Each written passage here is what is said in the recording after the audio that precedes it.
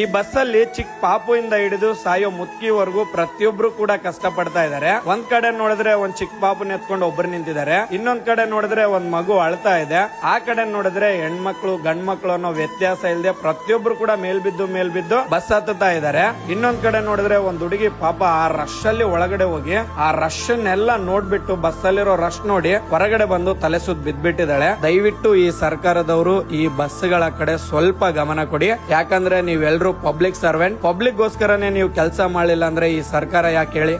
ಈ ತರ ಬಸ್ ಇದ್ರೆ ಬಹಳ ಪ್ರಾಬ್ಲಮ್ ಆಗತ್ತದ. ನಮ್ ವಯಸ್ಸಾದವ್ರಿಗಾಗ್ಲಿ ಸ್ಟೂಡೆಂಟ್ಸ್ ಗಾದ್ರೆ ಒಂದು ಬಸ್ನು ಸಿಗ್ತಿಲ್ಲ. ಬಸ್ ಕ್ರೌಡ್ ಇಂದ ಚಕ್ಕರ್ ಬಂದ್ ಬೀಳಗತ್ತಾರ, ಫುಲ್ ಹೆವಿ.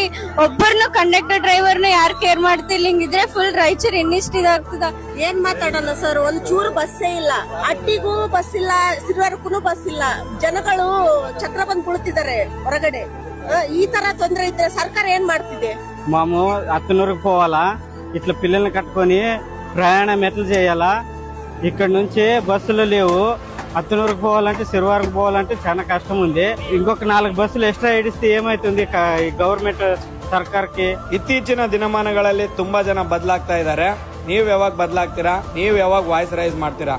ಒಂದು ಹೆಜ್ಜೆ ಬದಲಾವಣೆಗೋಸ್ಕರ.